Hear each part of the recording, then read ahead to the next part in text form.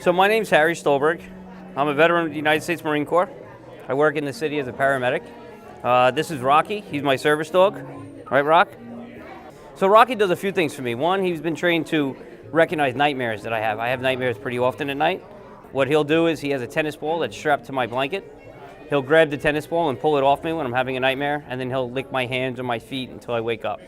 Recently, what he's been doing is, regardless if I'm having a nightmare, he's been going in my room, grabbing the tennis ball, taking my blanket, and going into the living room with it.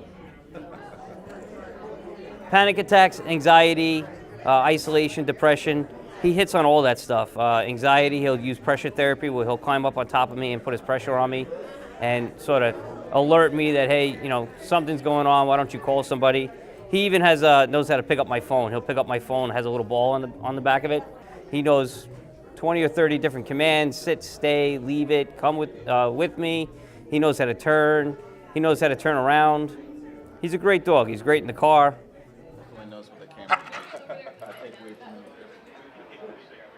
Yeah, Russell Kaiser, U.S. Army.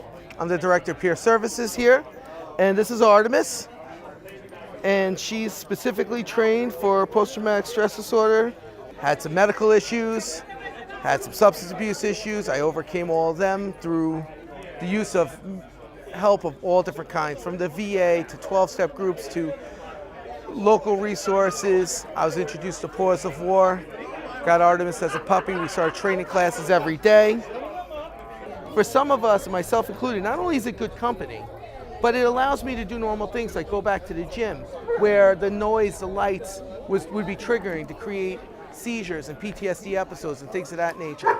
For some of our veterans who isolation's an issue, talking to people's issue, dogs are a great conversation starter. So some of our veterans love that, and it opens them up and they get them into the community, gets talking to people, gives them something to do, gets them out of the house. Leave it. Name is Gary Clark. Marine veteran, 15 years. Served in Afghanistan, Iraq. And then this here's Athena, who is my service dog in training. We've been together for a little over a year now.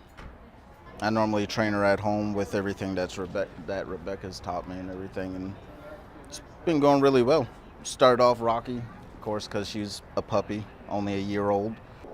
She helps me with my PTSD. My PTSD involves depression, anxiety, insomnia, things like that.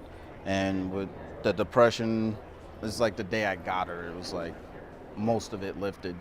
And with my anxiety, like a function like this, I normally wouldn't be able to go out to, but with her, she just helps keep me calm and stuff like that. Robert Misseri, President of Paws of War. We are here today at our grand opening.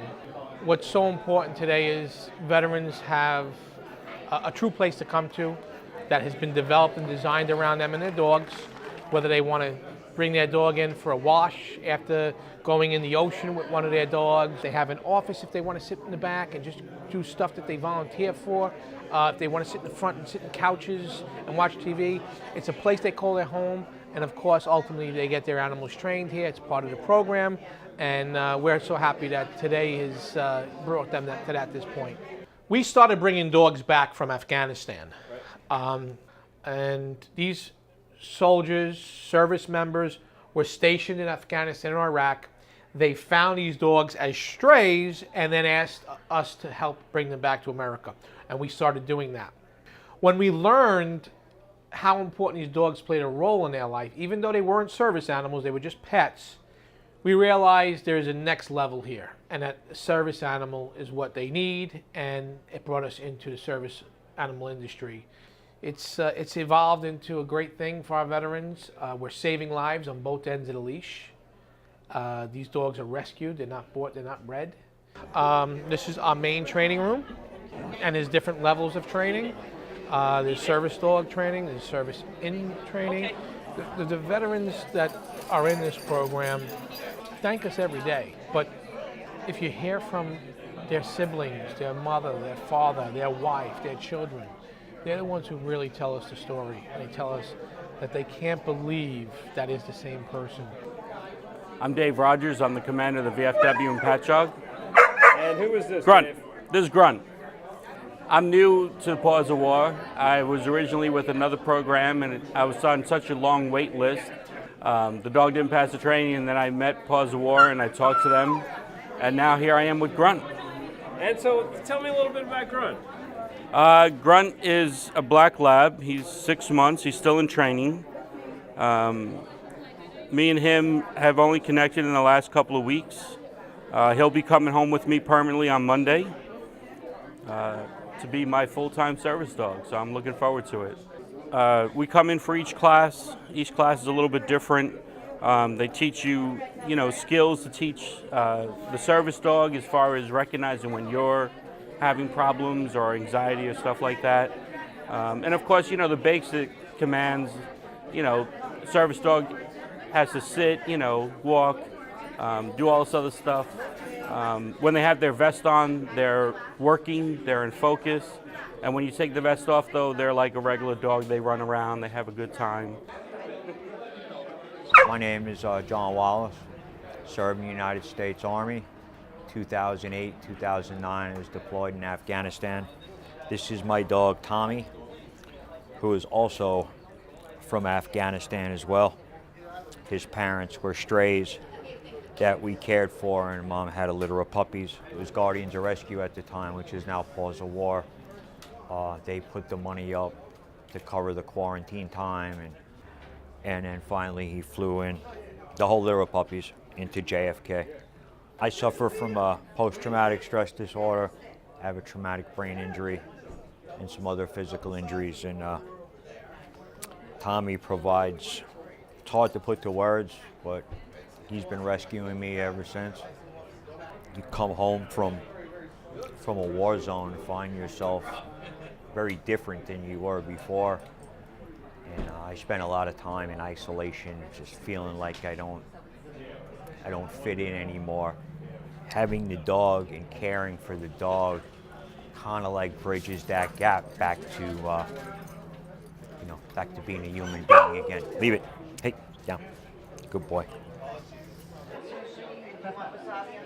Very cool. Lionel Bauman. I was in Vietnam in 1967. And tell me about your dog here. That's Mr. Wrinkles. He's with us since he's about 3 months old. He's a rescue. And he was just 7 years old.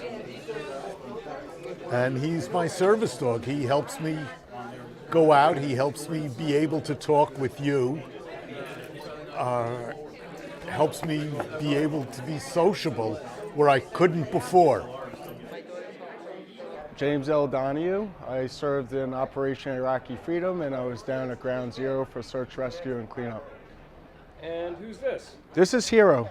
Hero's about 5 months old now, and he's been in training for 3 months now.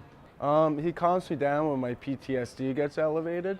He'll come over and he'll nudge me, make him pet him, and he calms me down, and he helps me to go out with being around a lot of people. Like this event today, there's a lot of people here. I wouldn't be able to be here without him. You're very focused, very focused.